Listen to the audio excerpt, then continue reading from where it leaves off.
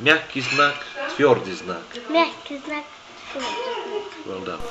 Добрый вечер. It is me, Victor Dmitrievich Huliganov, coming to you with the 9th lesson of the Russian alphabet. We already done 8 lessons, in which time we looked at 31 of the 33 letters. We have in front of us now 2 final lessons. This lesson we will talk about the last 2 letters of the alphabet, which are in fact letters having no sound of their own, but only affecting the sounds of other letters. And in the final lesson, which will be lesson number 10, before at the end of this round of Russian alphabet lessons, we will be putting all of the letters into the correct order and looking at the question of handwriting Russian letters. But today we have the final 2 letters of the Russian alphabet, and they are the 2 signs. On the one hand, you have the soft sign. In the YouTube is now a fashion to write it on the hand, and this is the soft sign because it is about softness. If you want to be soft to somebody, you can stroke them with your hand like this. And the hard sign, this is here. Yeah, if you want to threaten somebody like this, you say, "You bad person, I'm going to kill you." Then you give them this fist, and this is the hard sign. It looks quite similar to the soft sign, but it's got this little tail on the back. It's the hard sign. You want to be hard, you clench your fist. So I just wrote it like that to be kind of fashionable. Because on YouTube you got a lot of people with their hands up at the moment with letters and words written on, and I'm not going to be any different. So, you people probably think that Russian people are behind the times and everything, but I can tell you, you can see, I'm very fashionable right at the moment, with the letters written on the hands. This having been said, what is these 2 signs about, this hard sign and the soft sign?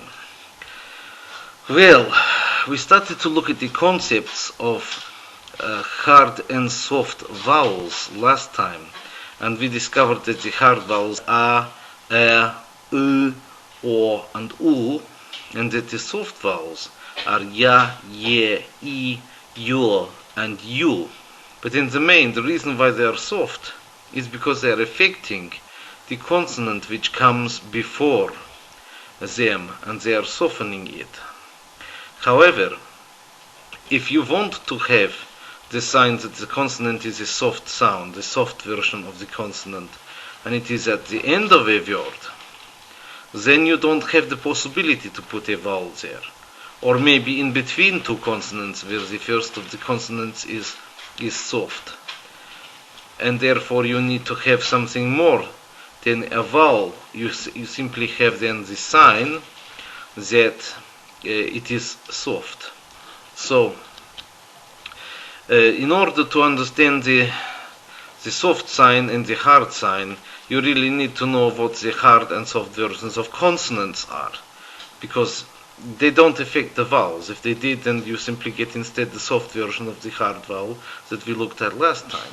So always the soft sign is affecting the consonant which comes directly before it. There are times when the soft sign doesn't change the sound of this consonant, especially if it is a sibilant consonant, because they are always soft. But sometimes you get a soft sign following on from a sibilant, and what this is to do is to show that historically there was an I sound afterwards. In the same way, in Old Russian, prior to the revolution, prior to, I believe, about 1912 sort of time, they had a change in the conventions of writing Russian. Up until that time, if a word ended in a hard consonant, they put the hard sign at the end of every word. This shows that in older Proto-Slavonic and in ancient Indo-European, there would have been like an u or an us, a short u sound at the end, because everything had to be either hard in a u or us sound, or it was soft in a e or is sound in the older ancient forgotten languages. But after a while, it was decided that the hard version is the default version, and you only need to put a letter if you are dealing with a soft consonant.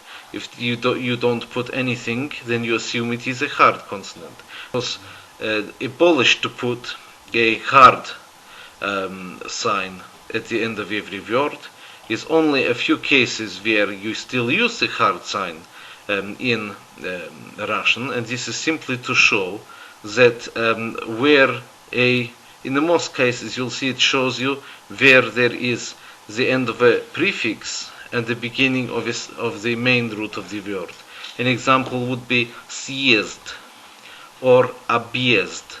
But this is a very, very rare sign. You do not see the hard sign in Russian now in any more than 1 in 100, 1 in maybe 1,000 words has it. So it's the least needed to worry about sign in the whole language. So to talk about the soft sign, which is much more common and is there in about at least 1 in 10 words, probably more. You need to really go through, I need to give a krugazor, if you like, a panorama of all the consonants of Russian language and how making them soft with the soft sign afterwards will change their sound. And this is very important because it's so very common in Russian, and it is essential to be able to speak Russian properly, to be able to make the distinction between the hard and the soft versions of every consonant. If you do not be able to do this, then you will not have a very nice Russian, because it will not have the characteristic softness of the Russian speech. So please pay attention to the various consonants and how they sound when they go soft. Now let's just start with 3 consonants, the K, G and H. You don't have any soft versions of K, G and H. They are always going to be pronounced hard. What happens when you try to pronounce a K, a G or a H in a soft way is a kind of strange sound that you get when this person with the thumb, this person with the face on the thumb, his name is, he says, "Ha, my name's your." You've probably heard it. If you haven't, then look up, just write J-O-R-G into the search button and you will get this man on the thumb. And when he introduced himself, he tried to make a soft G. And it sounds very strange. In any event, this sound doesn't appear in Russian. So you will not find the G, the G, the K or the H ever followed really by a soft sign. It doesn't happen. Okay? Ch, sh, sh, and zh. Any of those items don't really change their sound if you put the soft sign afterwards. Sometimes you get a soft sign after these letters, but like I said earlier, it is to show that at one time in the language there was an I there, an E sound there. Let us continue. Let's take the letter T. T, you put the soft sign, you get T. For example, читать, it means to read, and very often a T with the soft sign is the marker of the infinitive of a verb. Okay? Я читаю, я хочу читать. I am reading, I want to read. Мне нужно читать. I need to read.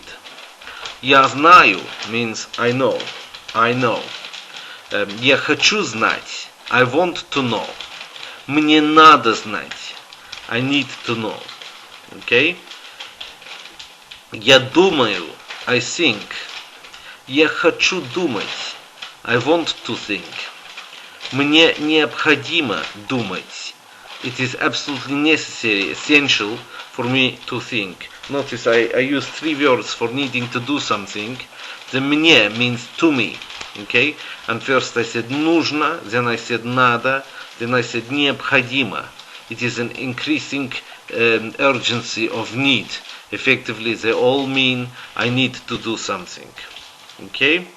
Another thing you will often find that the T with the soft sign, and in front of it an S.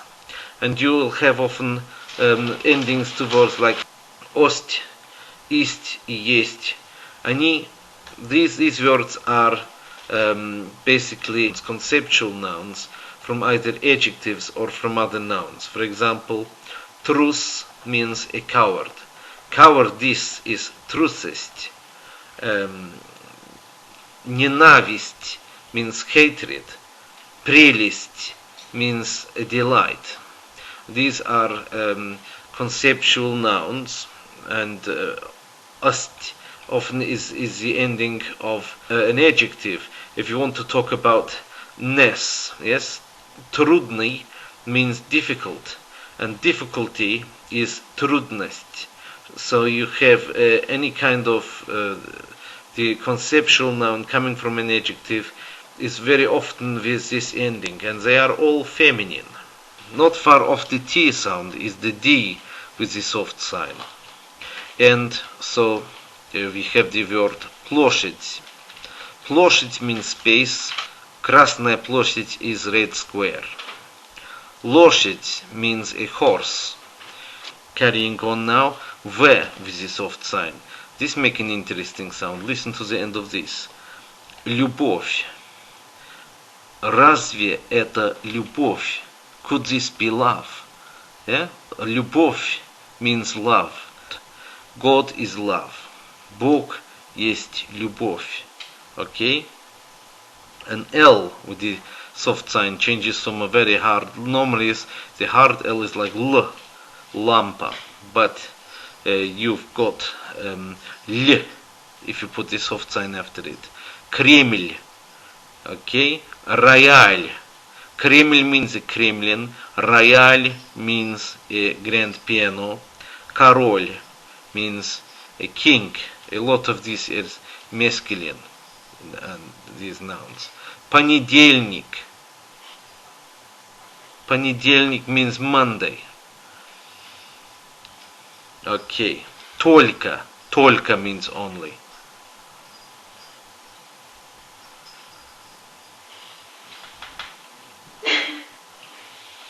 Like bells going on in the background. Some people don't take education seriously enough. Okay. Соль, it means salt. Okay, ch with the soft sign. Ночь. Okay. Ж with the soft sign. Ложь means a lie. Ночь means night, and ложь means a lie. M with the soft sign. Семь. Семь. Семья. Семь is the word for seven, and семья is a family. S with the soft sign. Я боюсь. It means I'm afraid. Also things like здесь. Здесь means here. Just to show you, весь means all. Вес is without the soft sign means the weight of something. But весь means all of something. Okay? Россия только хочет мир. Весь мир. It means, because мир means two words, it means, on the one hand, it means peace, and in the other, it means the world. So if you say, Россия хочет только мир, весь мир, it means Russia only wants peace, the whole world. It is a pun. Okay? Z with the soft sign. Z. Связь. It means a connection. For example, сотовая связь means a digital connection, your digital telephone or digital telephony. Сотовая связь. Вон is how we say go away, and it ends in a normal N. But if you say вонь with the soft sign, it means a stink. For example, ты воняешь, you stink. Okay? And another one is, so you could perhaps say to somebody, вон, ты вонючий человек. That you could say, get away from me, you stinking person. Okay? И R. ending in the soft sign gives you like a r sound, not a r, but a r. Okay, so a good one is what you're probably needing right now is a dictionary, словарь. Okay, this is what you have. Listen to this. Samovar is a samovar. Словарь is a dictionary. You hear the difference. R and R. It's probably not too easy to hear the difference, but you have to work on it. Okay, this basically covers you with various soft versions of the major consonants. I'm not sure I left any out. If I did, then please tell me and I will come back on again and make a special announcement about the soft versions of other consonants in Russian. So other than that, this was the lesson for today. Okay, now the joke. Is a new supply teacher teaching little Johnny's class, and she asks, can anybody tell me where is the Tower of Eiffel? And little Johnny says, I don't know, I didn't take it. And the teacher says, you're being very cheeky now. You shouldn't have said you don't know where Eiffel Tower is because you didn't take it. You go stand in the corner and I'm going to talk to the headmaster about you. And also, your mother can come in the morning and I will have a talk with her. So, Johnny's mother come in the morning and the teacher say to her, I asked little Johnny where is the Tower of Eiffel. And little Johnny said to me, I don't know, I didn't take it. I'm telling a joke, Sophie, I'm telling a joke. Look, I'm telling a joke. And your son said to me, he don't know where is Tower of Eiffel, he didn't take it. And the mother said, well, I don't know if he took it or he didn't take it, but I certainly know one thing, he never brought it home. And the teacher, is amazed, and goes to the headmaster and says, when I asked little Johnny where is Tower of Eiffel, he says he didn't take it. And so I asked his mother, and she says if he took it, he didn't bring it home. The headmaster says, you're talking about the little Johnny from class 1, yes? Yeah, some people are just like that, you know. He's like that, his family is like that. But I'm afraid you really have to put up with it. You are not going to see this Tower of Eiffel anymore. It's the way I'm telling them. Okay, now for the song.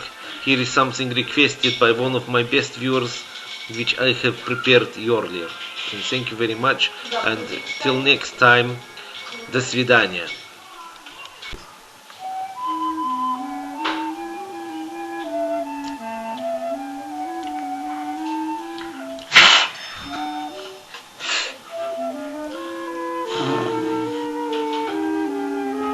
Ой, хорошо. Без бутерброда. Я был когда-то странной, игрушкой безымянной, которой в магазине никто не подойдет.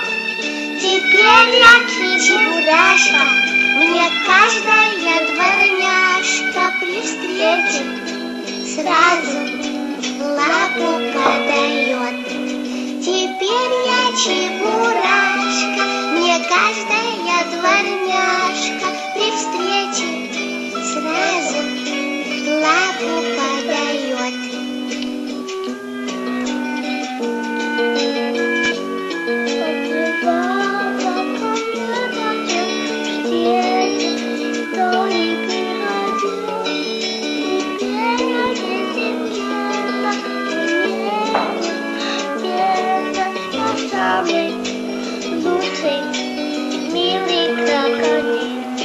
Мне не везло сначала, и даже так бывало. Ко мне на день рождения никто не приходил.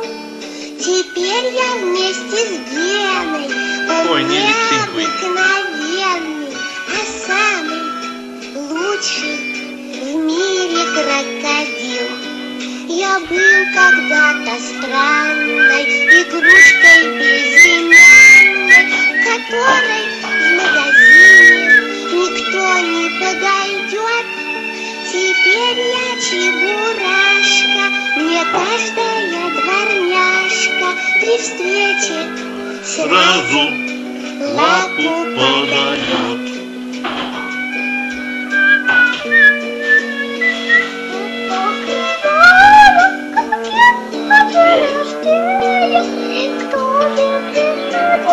Теперь я Чебурашка, мне каждая дворняжка при встрече сразу лапу подает. Теперь я Чебурашка, Ой. мне каждая дворняжка при встрече сразу лапу подает.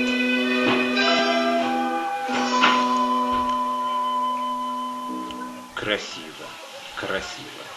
Умница. Ну да.